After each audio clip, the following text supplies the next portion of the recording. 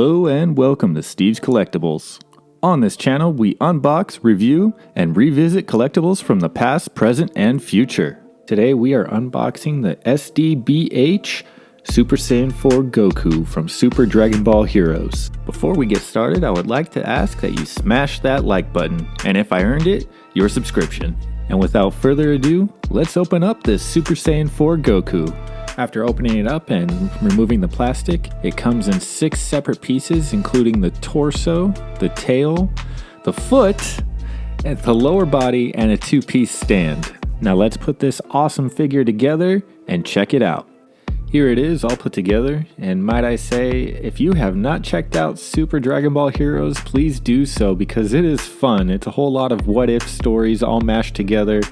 I just love the mix of characters and love that they bring the Super Saiyan 4 characters into play.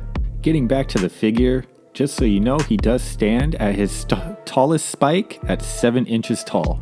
I absolutely love these lunging poses, going right in, looking like he's about to punch the crap out of someone. I'm also really digging the detail and all the damage that's done to his gi. All in all, I have no negative feedback about this figure, and I look forward to seeing it in my display. And without further ado, let's head into the montage.